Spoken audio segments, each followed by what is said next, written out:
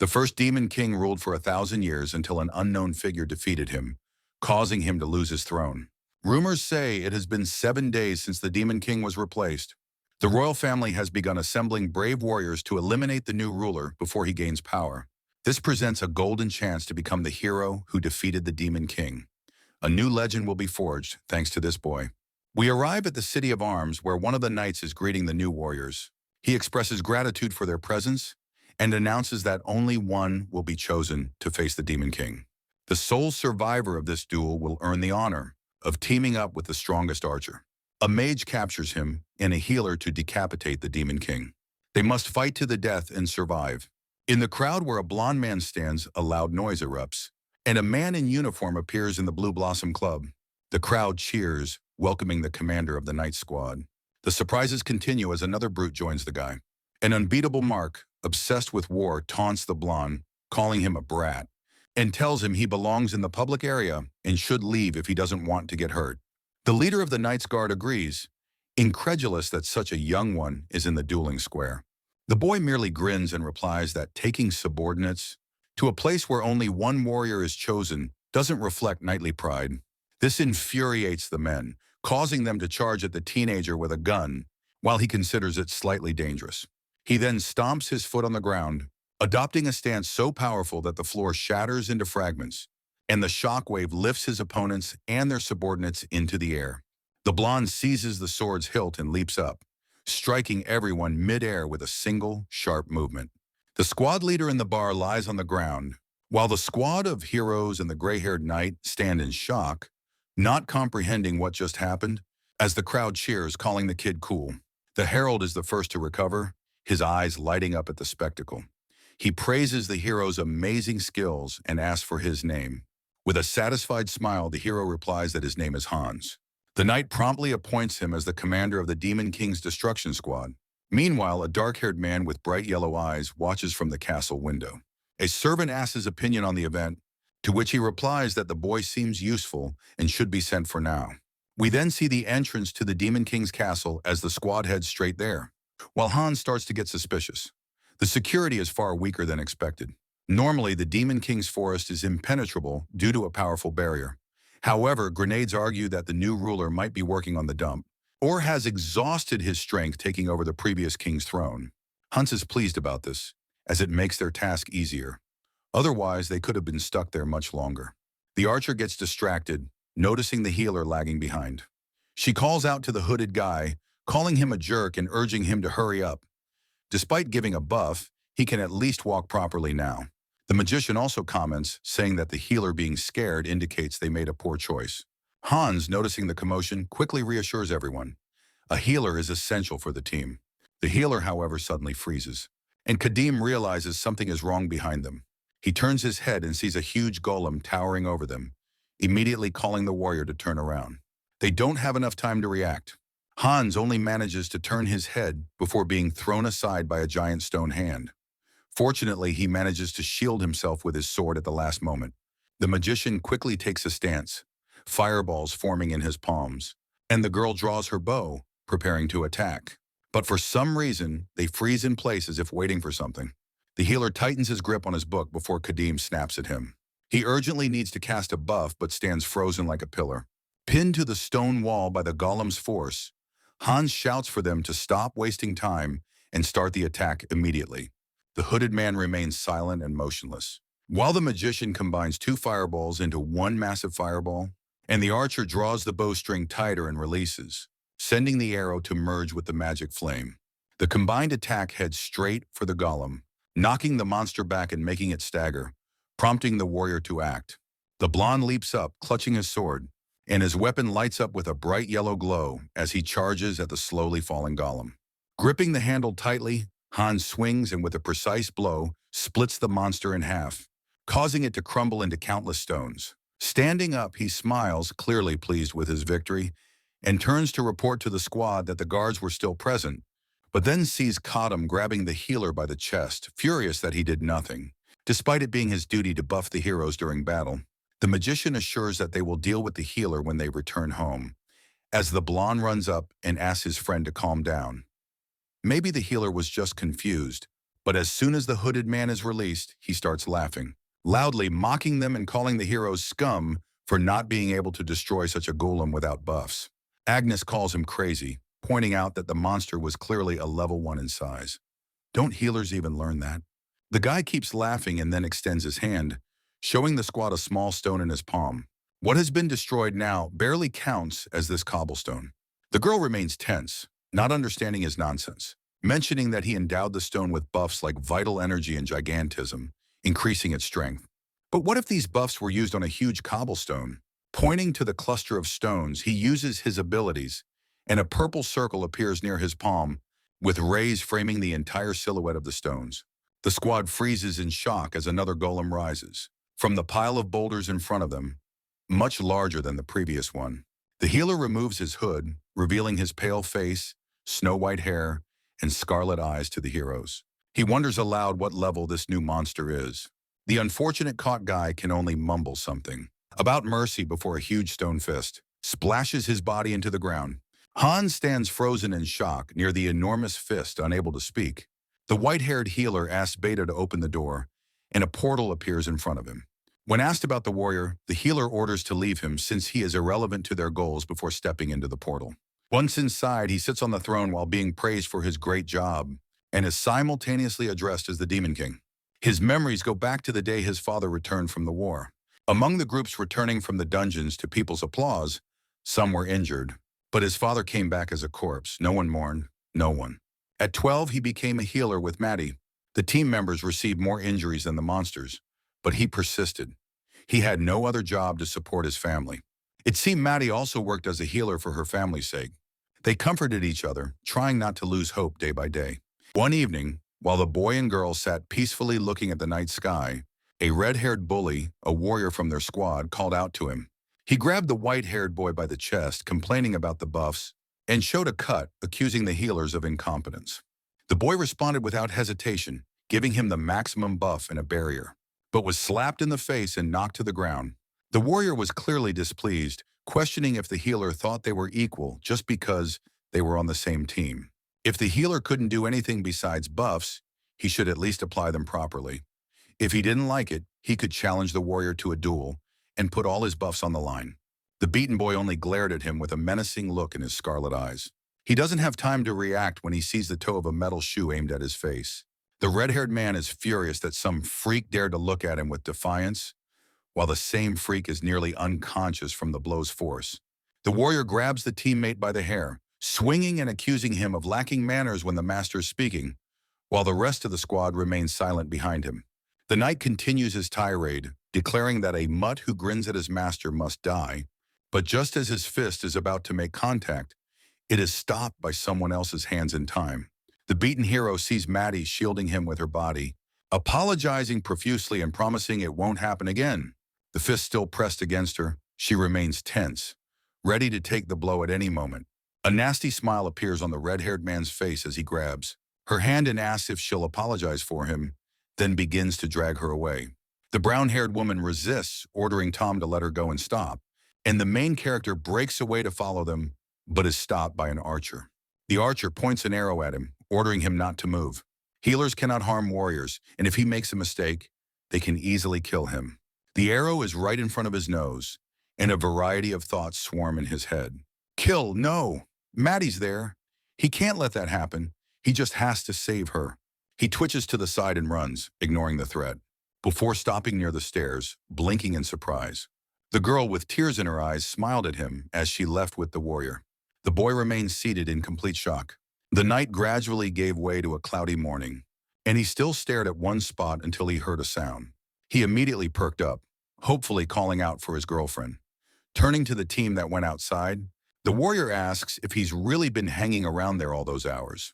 The healer doesn't answer, only muttering one thing, Maddie, where is she? The red-haired man apologizes with the same vile smile, and then says that she resisted too much, so he hit her once and Maddie screamed and died. Tears gushed from his eyes and he still couldn't figure out how it happened. A girl from the team whispered something in the knight's ear before he pronounced a verdict. They were kicking him out of the team and would have to find other healers. He wondered how the downtrodden blonde thought he would cope alone with what two of them couldn't do. The team turns around and leaves, saying goodbye while the hero shakes with tears, resting his palms on the floor.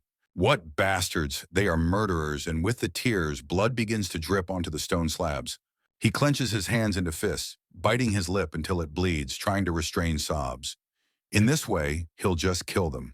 Both healers still whole. Look up at the night sky. The young man notices that it is very beautiful, and he would be happy just admiring the stars with Maddie all his life. The girl responds in kind and then adds one, but at the same second. It's not the same pretty brown-haired woman who turns to the guy, but a skeleton with small clusters of former hair who asks why he didn't save her. The healer immediately jumps out of bed, breathing heavily and grabbing his blanket with trembling hands. Before lowering his head down, it's just a nightmare. He plunged into research. Food or sleep were not important to him. Without studying magic, he began to have nightmares. So the hero began to explore it like a madman. Blueprints after blueprints, a variety of spells and buffs. He was completely distraught. 5 years passed, and when all his research finally came to an end, a brutal desire for revenge filled his mind to the brim again. His palm reaches for the door handle, but immediately stops when the ghostly Maddie calls out to the young man. Where is he going? The guy just orders her to wait, as he has found a way to take revenge on that freak and bring her back to life. She keeps trying to dissuade him because if he leaves, he may die. But the blonde one doesn't really care, so his silhouette soon disappears behind the doorway, and he himself promises to return soon. Already closer to night, his foot sets foot on the familiar land of the Demon Kingdom, and already at the top of the castle, there is the king himself. He launches himself from the rooftop and heads straight for the protagonist. He tells him that being the first to come here alone is commendable, but is he truly alone? The healer conjures a large pink circle adorned with numerous symbols on the stone floor. Initially, this causes the demon to smirk. Suddenly, a bony hand breaks through the ground, followed by a complete skeleton with burning scarlet eyes. More skeletons soon emerge behind him, some wielding swords. He is not alone at all. Flavius' bony face betrays nothing, but he edges closer, clearly intrigued. One of the skeletons strikes at the demon when he draws near. The undead seizes him by the skull. With a tight grip, the top of his head crumbles into dust. Another undead servant rushes towards the king. Swinging his sword, he manages to pierce another's chest, catching them off guard. The latter fails to react in time. Just a second later, the lord draws his weapon and swiftly cuts the 3 undead in half with a single strike. They crumble into bones, but the others continue to advance, swelling their ranks. Assessing the situation, the demon vanishes from the skeleton's view. He reappears right in front of one and swiftly shatters its skull with a blow. Immobilizes the second by pinning him to the ground, grasping the back of his head. Fractures the 3rd cervical vertebrae. The resurrected undead continue their relentless advance, converging on him in a massive swarm from all directions, even leaping down from above to pile onto the Lord's substantial frame. The healer realizes they are endless, those he had dispatched now rushing back at him. Then the bones scatter in all directions, a bright blue glow emerging between them, stunning the hero, the glow ascending into the sky.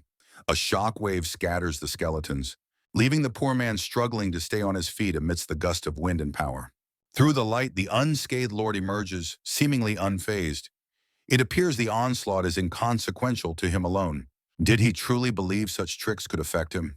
Astonished, the man hurriedly flips through his book, finding what he needs and extending his palm, from which a pink magical symbol promptly forms, directed at one of the skeletons. The skeleton is bathed in the same colored glow, and boulders start to levitate towards it, adhering and fashioning semblances of muscles and skin, resembling stone armor. The Lord scoffs, calling it a mere golem, essentially a skeleton beneath the surface. Nonetheless, it remains ordinary cobblestone. The hero questions his certainty before the risen creature charges towards the Lord, roaring and blazing, and upon reaching the skeletal figure, delivers a powerful blow to another's chest. Fortunately or unfortunately, the demon intercepts with his hand, blocking the attack. The momentum uses the volcanic terrain of their surroundings.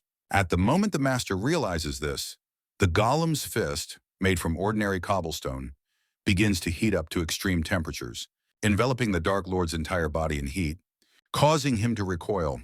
A fiery haze and a minor explosion indicate the failed attempt at the attack. The demon observes with keen interest. It's all very intriguing. The golem raises its head toward the floating king, propelling itself off the ground, coming face to face with the same bony visage, then raising its hand to strike, mirroring its opponent. Their fists collide, sending a shock wave that rends a section of the sky. Subsequently, the demon withdraws his other hand and drives a fist into another's cheekbone. He repeats the blow from the opposite side, systematically dislodging the golem's components while still airborne. The hero watches each shock wave until three bright blue lights appear on the ground. Meanwhile, the demon silently growls, jaw clenched, striking a servant's solar plexus, hurling the stunned golem towards the ground. Several more strikes follow, further incapacitating the golem before it. Crashes into the stones, immobilized and unable to move. The Lord aims his palm at his target, conjuring a blue orb. The man's ally struggles to rise, but is futile as the same beam targets him, disintegrating his body into dust and successfully reaching the blonde, who erects a shield with his book's aid. In an instant, the demon appears beside him, sharp claws tearing into the barrier, piercing through. Is that all he's capable of? The shield shatters into fragments, leaving the man defenseless as the undead advance, claiming it's insufficient. The healer grins. Is that so? 4 distinct golems materialize behind him. He prepared a few more. Thereafter, the battle's terrain is engulfed in clouds of dust and debris, within which the demon breathes heavily yet manages a laugh. As the haze settles, more golem corpses litter the ground, unable to fulfill their task. He later senses a newfound lightness in his body, an increase in power like never before. Yet the hero's voice interrupts, suggesting something is amiss, while the king's gaze turns towards his castle. Strangely, a boy's silhouette appears on the balcony. Though he stands directly before him, the mystery deepens. If he hasn't realized the intruder in his castle, the fight isn't so simple for him. The demon erupts in rage, denouncing him as the final pawn he merely toyed with. He has already overstepped his boundaries. How could this insignificant man dare to enter his castle? The audacity of breaching those walls. He must pay with his own life. The demon stomps the ground with such force that it crumbles beneath his paws. Having toyed enough here flayed, Eka instantly calms down, not really comprehending others' questions. Before the blonde raises his hand up towards the moon itself, and then swiftly lowers it, causing another pink symbol to materialize beneath it, enveloping the king and causing him to writhe. His blue irises abruptly shift to pink as the hero approaches, wondering why he suddenly feels so light. All because the boy cast a buff on him so that the demon could combat his creations. It wasn't mercy from the king, but from the man himself towards the Lord. He had his fun. That's why he's exerting all his strength now, nearing almost to the dumbfounded king. He touches his torso with his fingers and then says a simple goodbye.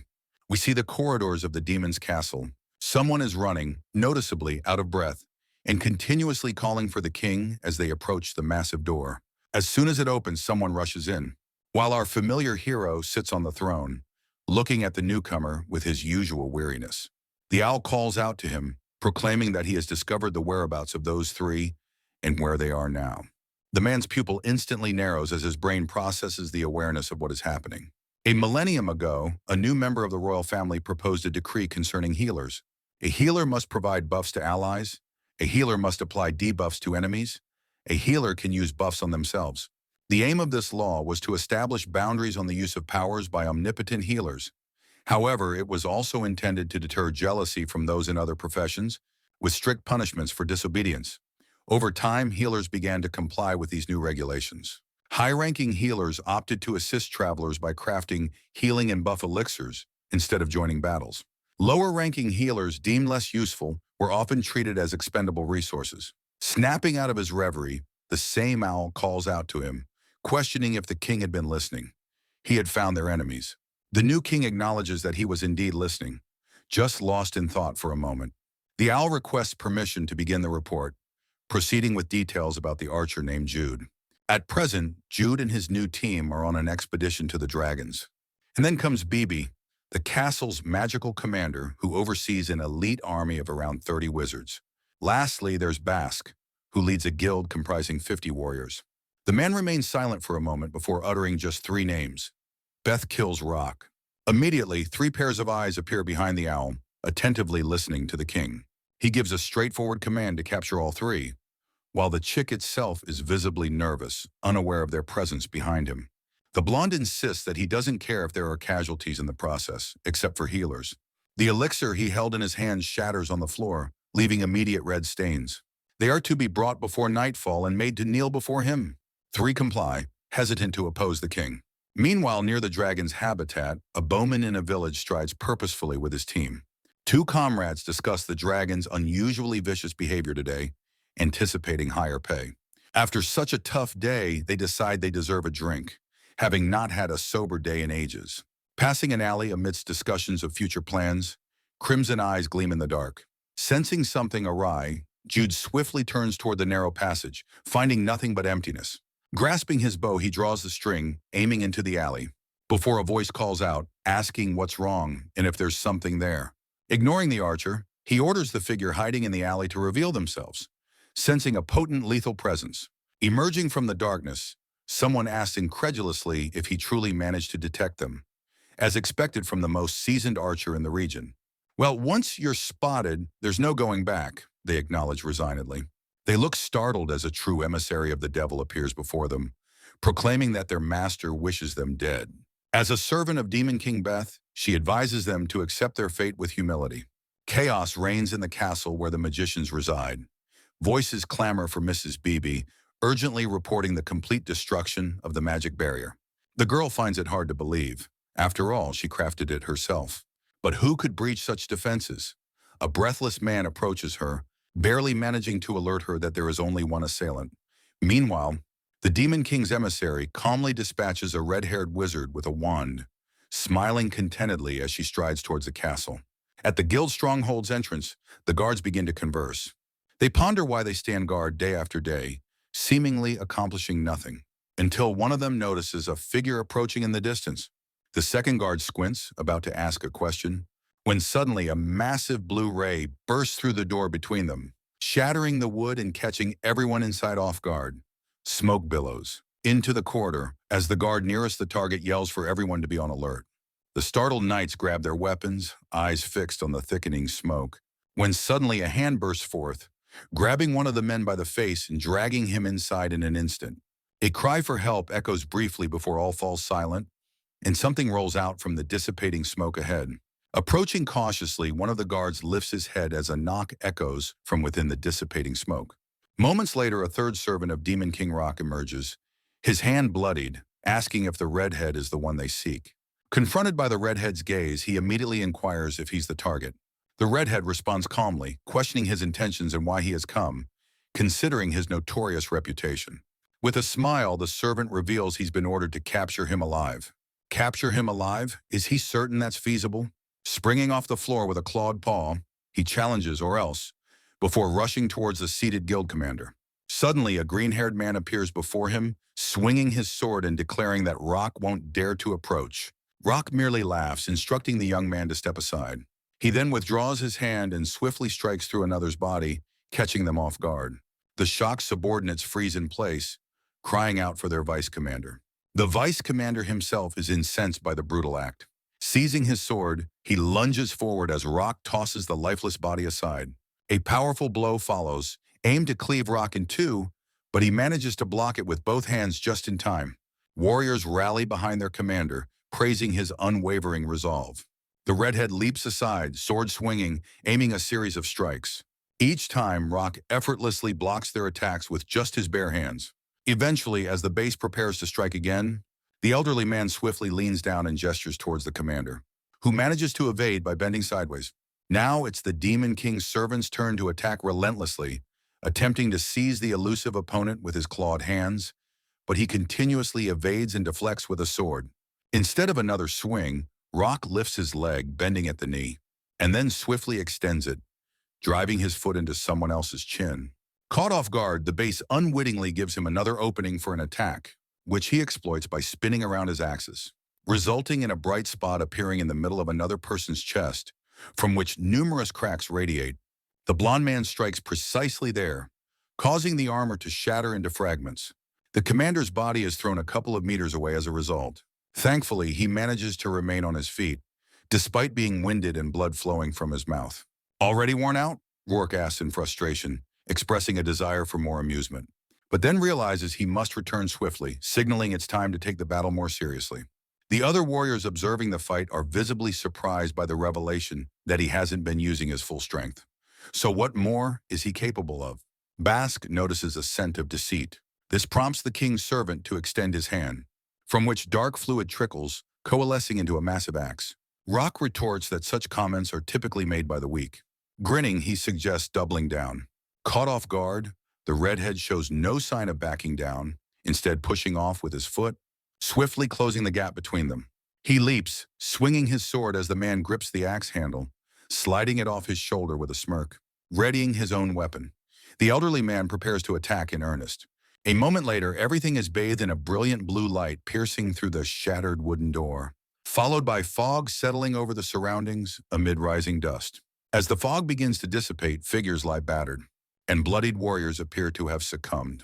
Amidst the clearing smoke, a barely conscious figure emerges, clothed in tatters with a shattered sword. With a wry smile, the man apologizes for perhaps going too far, peering through the dissipating mist and asking if anyone had perished. The commander, beaten and unable to continue, simply inquires about his employer. His expression shifts as the servant grabs his chest and raises a fist, declaring that he will surely learn once they arrive. Gradually, the previously blurred vision sharpens, allowing a survey of the surroundings. Basque awakens, half naked and bound in glowing chains. Managing only a mumble about his whereabouts, he finds himself near a massive crystal surrounded by towering columns, with 3 servants standing at a distance. The revived warrior is greeted by the restrained Bibi, who herself is trying to make sense of the situation, but neither of them understands why they are here at all. He wonders aloud if he did something to provoke this, while the red-haired man remains clueless about the attack by an unknown assailant. Achilles decides to enlighten them. Apparently, they have incurred the wrath of the Demon King, who ordered their presence here for some grievance. The archer vehemently protests, claiming they never even approached the Demon Lord's castle. Basque agrees, asking if there has been a mistake in their identification. Before summoning Bibi and demanding she dispel the spell binding them so he can deal with their captor swiftly, Basque is informed calmly that she lacks the ability to do so promptly. At this point, Rock interjects, "Is the commander truly brave or just foolish?" If he's still posturing, Beth silences the room as the king arrives. The hero steps through the open portal accompanied by the book, approaching the captives. He gazes proudly at them, remarking that it's been quite a while since their last encounter. Former squad members stare in astonishment at the unexpected appearance of the healer. The red-haired man himself still finds it hard to accept that this figure could be the Demon King. He bursts into laughter. Who would believe such absurdity? This must be staged. Everyone continues shouting insults at the man, demanding he greet his master before threatening him with another blow. And why is he looking down on them? The sheep-devil, who had previously turned away, clenches her teeth.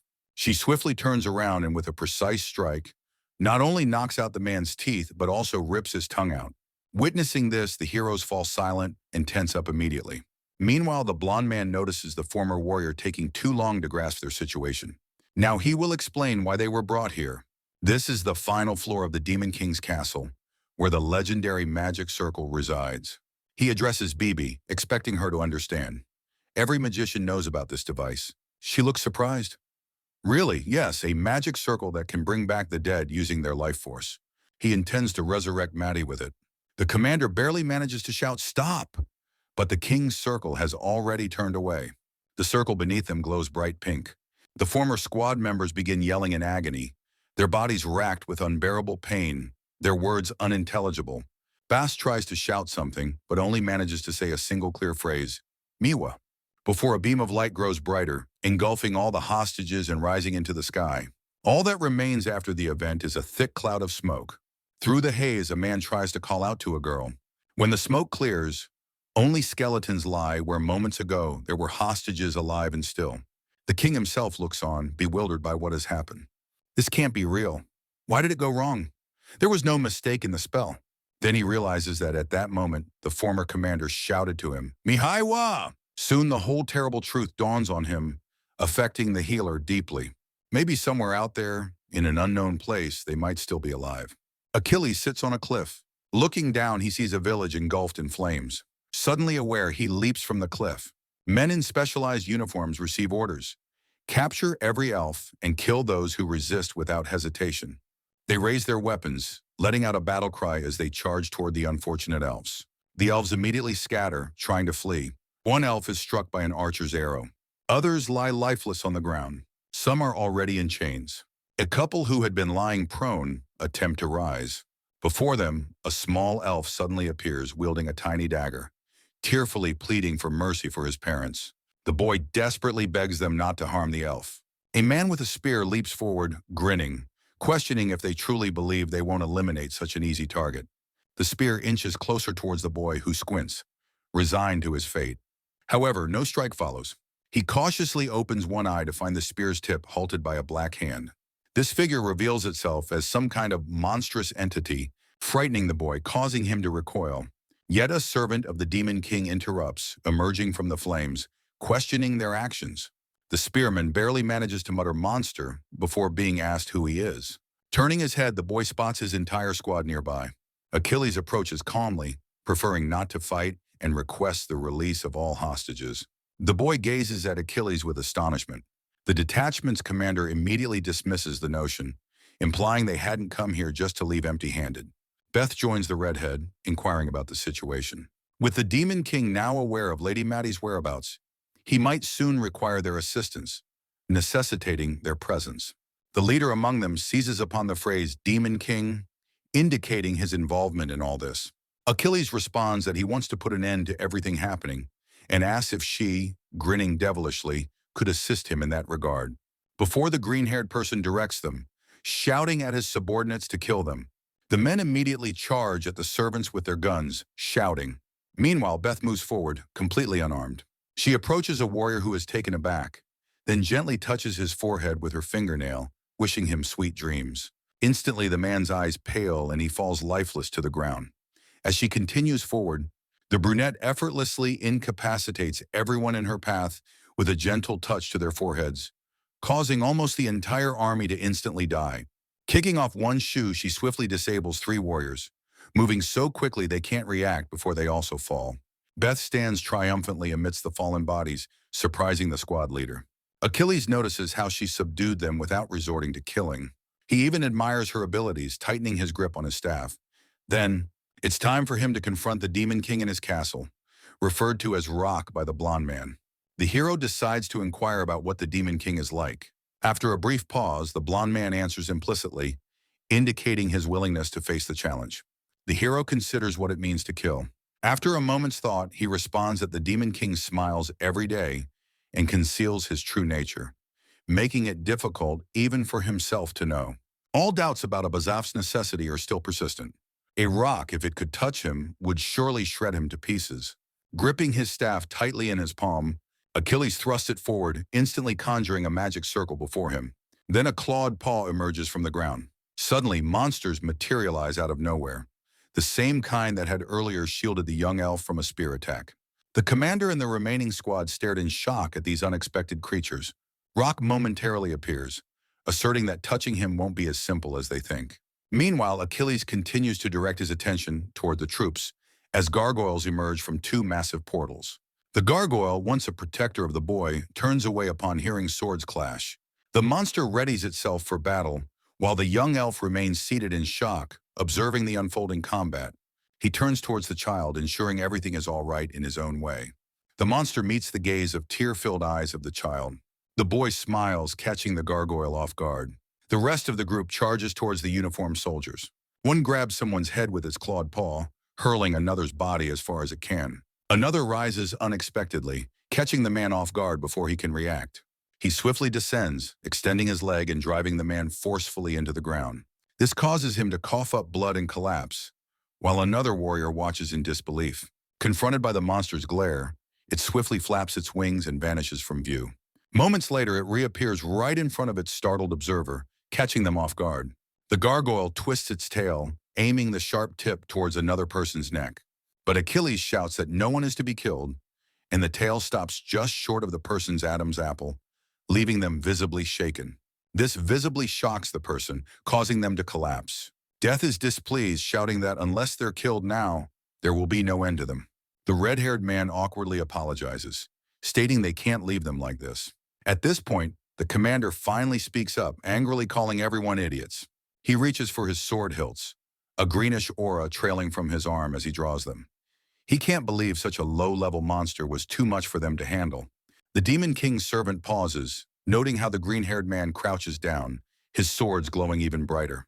Immediately, he commands everyone to dodge. Swiftly launching off the ground, the commander moves with incredible speed, catching the gargoyles off guard. Consequently, they are cleaved in half, blood dripping from the blades. The killer brushes it off with disgust. He calls it filthy and vows to destroy everyone present. His grip on the staff tightens as he menacingly calls out to him, his amber eyes locked on his target. Clearly, words are not his strong suit. The servant's weapon's rounded tip immediately glows with a pink light. A massive symbol materializes behind him, stunning the commander with its sheer size. Yet nothing changes. The warriors and gargoyles remain standing together. The green-haired man grins knowingly. Indeed, nothing seems to have shifted. Suddenly, a colossal fist hurtles toward his face, emerging from a portal with incredible force. The warrior's body is sent flying several meters. Then the fist slams into his back with renewed strength. The impact causes him to convulse, blood spilling. While still airborne, a dark purple portal materializes in front of his face. This time, not a fist emerges, but a full leg that drives him forcefully into the ground. The impact is so intense that nearby stone slabs crack apart. A shockwave shakes the area, shrouding everything in dust, including those who survive. The dust settles, revealing the aftermath of the attack. Something crunches under the palm, and after a few moments, the figure rises. The commander is still alive, clutching the leg with both hands. Did he truly believe he would succumb to such a monstrous attack? With a swift motion, the green-haired man throws him aside. Then with great speed, he charges toward the servants, gripping his sword hilts tightly. As he nears, he considers that an unexpected attack from an unseen assailant isn't effective in ranged combat. However, the summoner's greatest vulnerability is exposed. Closing in rapidly, the commander halts a meter away and swings his swords. Their sharp ends are aimed precisely at another's neck. Hence, the greatest weakness lies in his own physical form. The sword's blade barely touches the neck of the Demon King's servant by a mere few centimeters. A small black dot appears at the tip, spreading dark purple cracks outward. In the following moment, that tiny dot transforms into a massive portal. Emerging from it is the same hand that had gripped the green-haired man, now suddenly extended, maintaining a safe distance between the commander and its owner. Achilles calmly remarks that those attempting to approach him are no different from strangers. Did he truly believe everything would unfold so easily? Fingers immediately clamp down on someone else's small body, causing the warrior to scream in agony as joints and bones are fiercely pressured. Despite this, only a monstrous sound escapes his mouth before gradually giving way to wheezing, then quiet pleas for mercy. Suddenly, the servant notices movement in his peripheral vision and turns to confirm his suspicions. Before he can react, he encounters the same young boy clutching his head in fear. In frustration, the hand that had earlier exerted immense pressure on the warrior's body abruptly releases its grip. The unconscious figure collapses to the ground before vanishing altogether. Beth, observing everything, notices that her friend still harbors emotions. The blaze in the village was ultimately put out. The ropes that had tightly bound the hostages' bodies were finally removed. Achilles reassures the elves that everything is now fine, while the she-devil stands slightly apart. Observing this, they awkwardly express their gratitude, appearing completely disoriented. Before one of the girls collapses to her knees entirely, she is afraid of him. The red-haired man promptly turns away from the newly liberated villagers, urging Beth that they need to return quickly. Without delay, the girl snorts and flaps her wings before following suit. Together, they move through the dark thicket of the forest in utter silence. When after some time, the same boy begins to trail behind them, the adults promptly notice his presence and halt.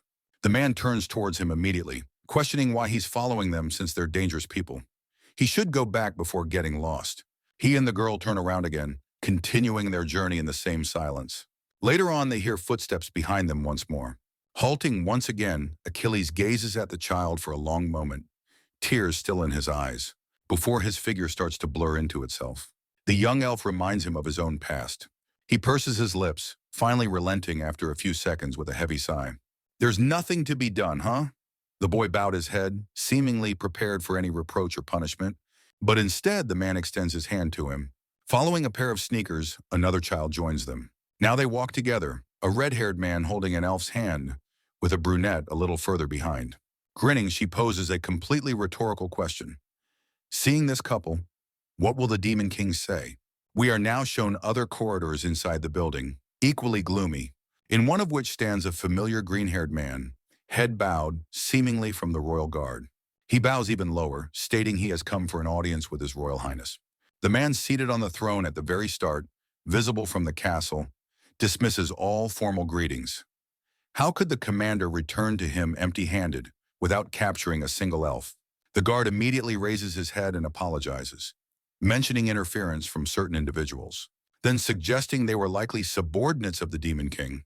The king merely grins and casually looks away, ordering the execution of all elves. Once they receive aid from the Demon King, harmful rumors can spread.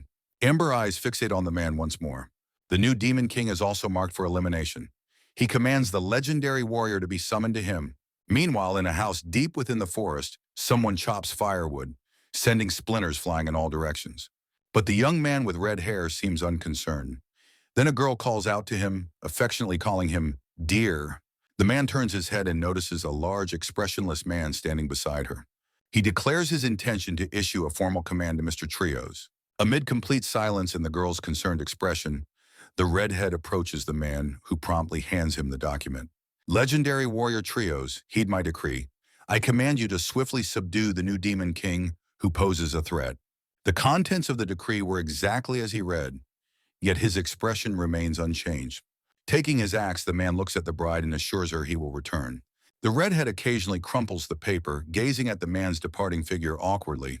Trios always leaves her so calmly, and she herself understands the responsibility he carries. However, would it be selfish to ask for a promise to return? But that's all she can do. Bid farewell to his departing figure. A child playfully tugs at someone's cheek, annoying their companion who turns out to be a stern figure. The child sits on his shoulders while the servant of the Demon King himself is enveloped in a blue aura and vanishes. Noticing the tense atmosphere, the glow observes, but then the bishop himself approaches, curious to know more about the boy. The redhead promptly explains that he's a child who survived an elf village attacked recently. His parents deceased, he decided to take the young blonde with him. The summoner lowers his head, seeking permission to depart. The blonde man remains silent, then sighs, agreeing to let them go as requested. Tilly was taken aback by this, but quickly surmised that the man, while Rock had already relieved the boy from his shoulders and let him play. The king observed as the elf pursued the owl, aiming to catch it while the latter protested to be left alone. Noise was bound to ensue. Then a voice called out to the blonde man, prompting him to turn towards its source. He accidentally bumped into a man carrying something resembling the former lord's skulls on his shoulders. The man declared his readiness to proceed on behalf of someone. He was the right-hand man of the Demon King's flame wielder. He clarified that the destination was farther than anticipated, hence the extended duration. The remaining attendants appeared noticeably cautious, while the healer reassured that all was well, emphasizing the need for precise actions. Having agreed, the flammable entity vanished instantly from view, evaporating on the spot. The king felt somewhat uneasy giving any directives, but it was clear he would manage. The famed warrior possessed immense strength, but lacked the inclination for heroics, choosing instead a life of seclusion. It was rumored he emerged only in dire situations. Answering the king's call, the man navigated through the barracks bustling with soldiers of various specialties. Red promptly began outlining his plan to select members for the group, slated to overthrow the Demon King, advising everyone to steer clear. Trios intended to confront the challenge himself, beginning with the crucial task of selecting a healer. Amber eyes scanned the gathering, eventually colliding with a pink-haired girl who seemed indifferent. However, the longer he observed her, the brighter a pink aura began to emanate around her. Without hesitation, he approached her and, placing a hand on her head, declared that she would be the healer. He then selected a barker after the night squad commander, followed by others until the team was complete. Trios announced they would depart the following day, urging them to bid farewell to their families. Payment was immediate upon departure, with double upon successful conquest. His attention was diverted by a commanding voice ordering him to halt. The blond man protested loudly, claiming to be the most renowned marksman and questioning why he wasn't chosen. He demanded to know the criteria for group selection and expressed disbelief that a stranger with an old axe could be a legendary warrior. The man fixed him with a stern gaze, holding his silence before gesturing with his weapon towards the audacious shooter. Startled, the shooter reached for his bow and arrows, unsure of the redhead's intentions, and asked if he wanted to fight.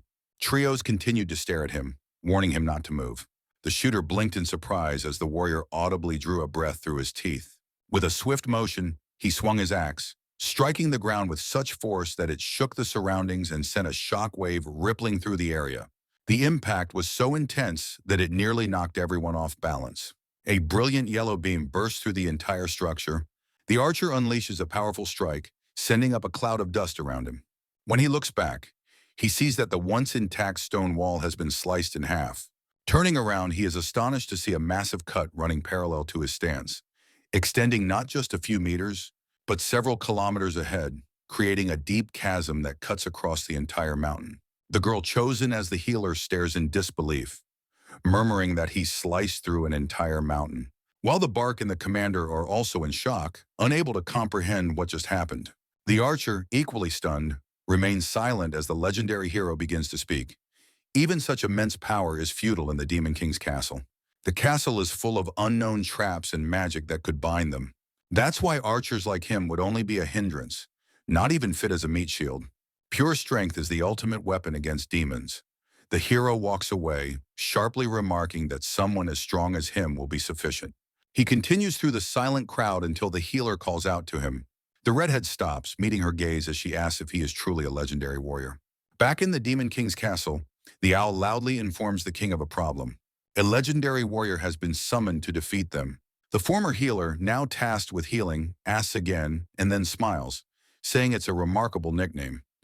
Rock, standing a bit apart, notes that none of the people with that nickname were ever truly strong.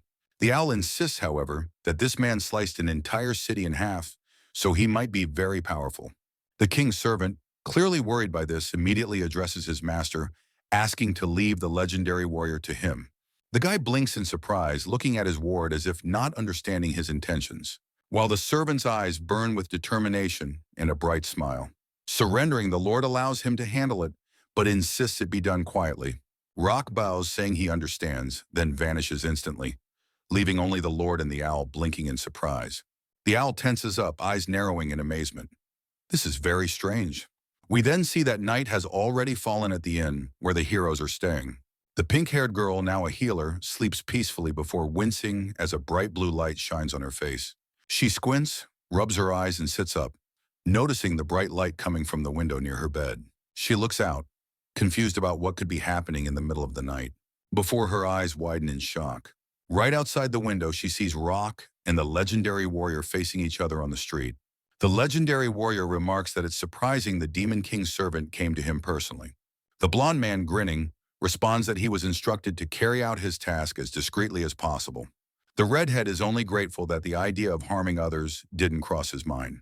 Rock's grin widens further as he disregards these formalities, narrowing his eyes to focus solely on the man before him. A radiant and fiery aura surrounds him, clearly demonstrating his strength. The blonde man's eyes gleam with excitement as he declares his eagerness to fight with all his might. Trios tightens his grip on his axe handle before uttering a simple attack command. They stand for a brief moment in the crater beneath them before the battle begins. Then simultaneously, swiftly and abruptly, as if on cue, they charge at each other. Rock pulls his arm back, preparing to swing, just as a black liquid begins to flow from his veins, which soon transforms not into his usual axe, but into a genuine sword intended to deliver a fatal blow to his opponent. But with a grin, he swings his axe and dodges, the slashing sword raising his weapon in hand. Fortunately, Rock reacts quickly, pulling out his other hand, from which a golden-hued shield with a shiny emblem emerges from his veins and capillaries, deflecting the axe blade, which shatters into pieces, causing the man to leap back and staring in surprise at the shield fragments. Damn, this is an extraordinary level of power. At that moment, Trio grasps the handle of his humble weapon with both hands and swings it forcefully from the opposite direction. Luckily, the Demon King's servant manages to spot this movement in time. He swiftly lifts his bent, clawed knee and, with a sharp movement of his pelvis, deflects the blade with his foot, causing it to land a few meters away from their skirmish. For some reason, the weapon lands a couple of meters away from their ongoing fight. Both adversaries immediately propel themselves off the ground, hurtling towards each other midair with fists ready, each intending to either eliminate the other or anyone else present. When their fists do eventually contact, Rock's physique is so powerful that is forcefully propelled away from the shock wave by a few meters. but he uses his own claws to stop himself from falling, while the redhead is rapidly approaching him. However, the servant grins for no apparent reason, and it is so snarky that it is safe to assume that he has come up with something. With a sudden bending in half, the blond guy pierces the stone with his palms, causing it to lift up until something blue lights from below. His throat releases a choked grunt, which is the final push. The path to him is blocked by the enormous mountain that rises to the sky just in front of that particular stone. However, the fabled fighter was not even going to quit. Before his fist smashes on the cobblestone with all the drugs, he swings even harder. The improvised top instantly begins to fracture everywhere from the point of impact until it crumbles completely. For a split second. However, there's no rock in her wake. Oh no. From there, he charges at his opponent, ready to deliver a punch. He was having a blast. The distance between the knuckles and another person's face is a few millimeters. It's time for Trios to retire for the night. It appears that the fist is going to pass its aim. However, Trio dodges as though it didn't cost him a thing. And after that, he squeezes his palm, causing it to light up brightly yellow, almost like fire. With his hand moving to the side and the opponent catching him in the ribs, Rock does not have time to respond, observing as if in slow motion. The Demon King's servant opens his eyes in amazement as soon as the knuckles strike the side, gripping his teeth till blood starts to pool from within. The guy launches his opponent several tens of meters into the air with one such powerful stroke. 642, and Rock's presence does not go in vain since the higher he ascends, the more clearly his wings emerge from his shoulder blades. 643, which enables him to dive and stay in the air, cutting down on their recent separation to the barest minimum. 644, throwing his leg again and scrolling in parallel. The humor has ended. The blond man's foot is about to strike the fabled warrior in the face with all of his might and rage. If not, hammer him like a nail into the ground. However, he is able to quickly place a block using both hands. Rock persisted in pressing, though, and did so with such intensity that a blue beam of light appeared in the sky shortly after their battle. Due to the extreme stress, the red-haired man appears unharmed, but the dust that has risen from their altercation is the sole evidence of a recent incident. The Demon King's servant is breathing heavily, blood streaming from his lips, bewildered at how his opponent's body could endure such punishment. Suddenly, his own body gives out, as Trios grabs his calf, squeezing and pulling him closer, before turning and hurling Rock with a sharp motion, sending him flying backwards, crashing into a huge boulder, sparks flying, and raising clouds of dust and smoke into the air. It seems the battle is over, with the legendary warrior as the victor.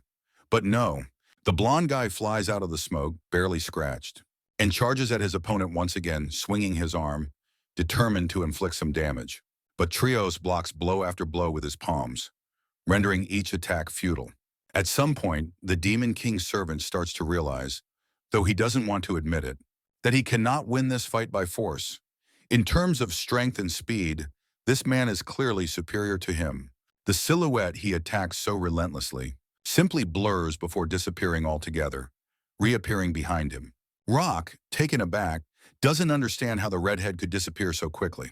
He turns around, aiming to deliver another punch, but a palm grabs his hand, squeezing it firmly. The opponent grunts, gripping the blonde's fist, and then notices something still feels strange. It seems he has the ability to forge his own weapons. After losing his axe, he had to rely on martial arts. Initially, he only used his fists, even managing to stand his ground, eventually grinning and claiming he wanted to fight barehanded since he was left without a weapon. Is that true? The expression on the redhead's face darkens. Did the brat underestimate him? They both leap to the side, narrowly avoiding the axe embedded in the ground. It's his fault for losing his weapon before such a dangerous battle. The axe rises from the earth.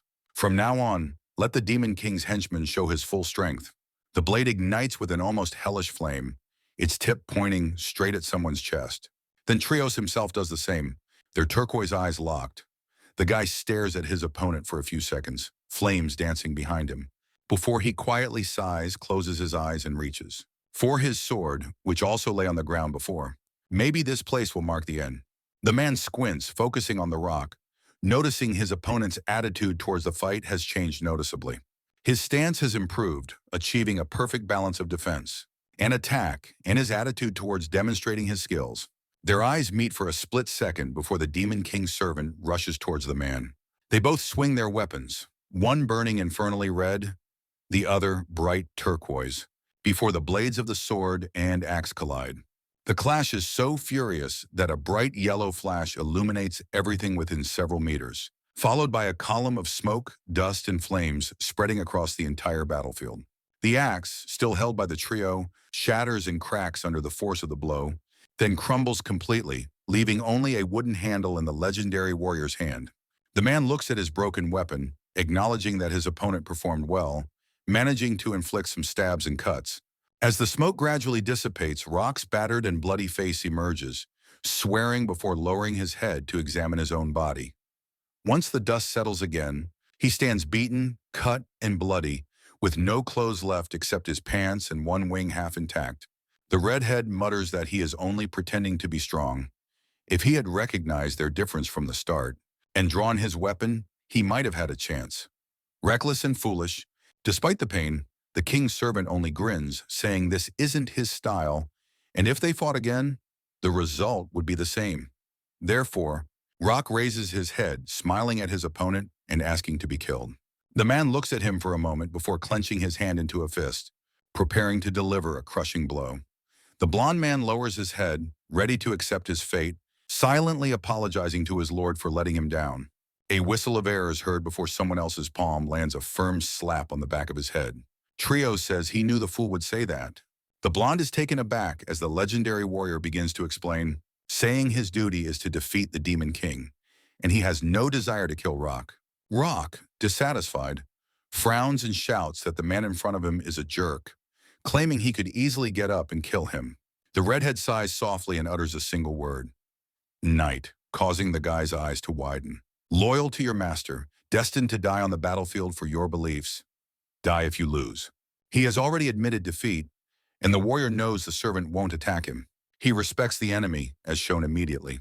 To a keen eye, the Baroque knight, his pride, already in the Demon King's castle, stands as a half-naked and still beaten servant. The owl jumps up to him, asking what happened and wanting to send him for treatment immediately. But the guy doesn't listen. Walking further down the corridor of the throne room, he passes Beth and Achilles, stopping before his lord, who sits on the throne. Kneeling, he rests one knee and fist on the floor, and Rock declares with complete firmness that he has been defeated as a knight and must leave the demon castle for a while. Scarlet eyes meet those of the stranger, as if some unspoken thoughts pass between them. Noticing the small smile on the servant's lips, the king calmly orders him to go. Thanking his lord, he immediately rises and heads towards the exit, while everyone stares at his back, bewildered.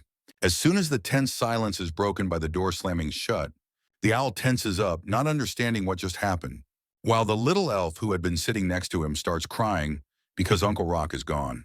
The chick immediately orders him to be silent, but the boy continues to cry. Achilles unexpectedly comments that the Rock he knew would have chosen death over admitting defeat, though she responds that such a reaction means it was a complete defeat from the enemy's point of view. The servant posed no threat, so they decided to let him go. Does this mean a strong enemy is already approaching them? Outside, the blond man's whole body trembles as he remembers how the recent conversation ended. Trios told him he had just one request, since he had already been defeated, to let him leave the Demon King's castle, and if he refused, to throw away his pride and kill him right then. Rock, of course, didn't do this. Back in the castle, with a gloomy expression on his face, the king realizes that this is now his battle.